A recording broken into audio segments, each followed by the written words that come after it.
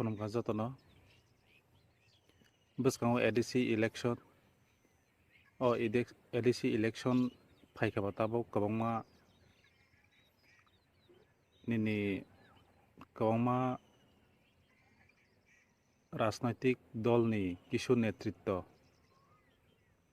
সেখানকে শুধুমাত্র সেলফিশনেস সাক কাইসানি বাঙ্গৈ যারা সামংতাং তংনাই রক বরক তিরি নুকজাগৈ ফাইও বসকাঙ্গো যেমন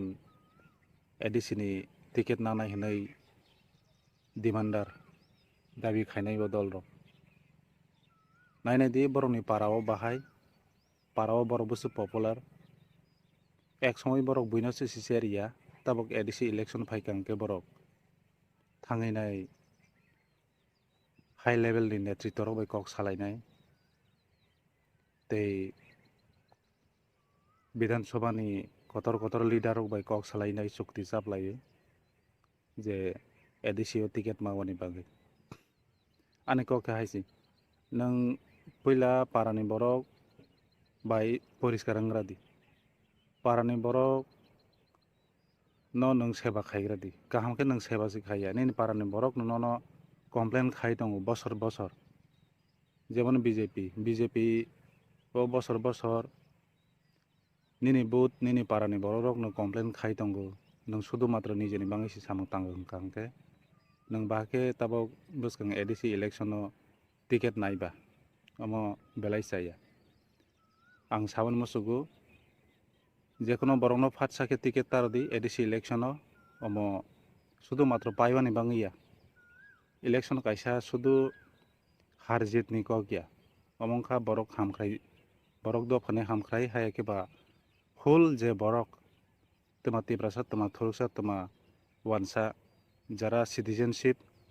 इंडिया नि जारा तंनाय त्रिपुरा नि अंगिनाय बरकनि हामख्रायनि बागै बा बरकनि काहा हाया साराय थेके बुरा पर्यन्त बरकनि काहा हायानि बागै जारा सामं तांनाय वासकनाय बहायनो रतगैसि बसकां एडिसि नि इलेक्शन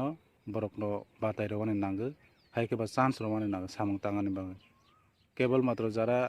सेल्फिश निजेरा न बिल्डिंग दक तांनाय गारि कताल पाइनाय अमाहाय बरक रनो जों सुस खायाबै गरीब बरक बाय तंनाय गरीब बरक नि कक सानाय सब समय निने जदिव रां फैसा कयनि बांगै बैहाय समय रमाय आङै मानो किन्तु जारा बोखाबाय सामो तांनाय बरकनो रुतुक कारेदि तारपरे बरकनो एडिसिओ बातायानि चान्स रदि बरकनो जे गरीब बरकनो काहाम हामिया सिबो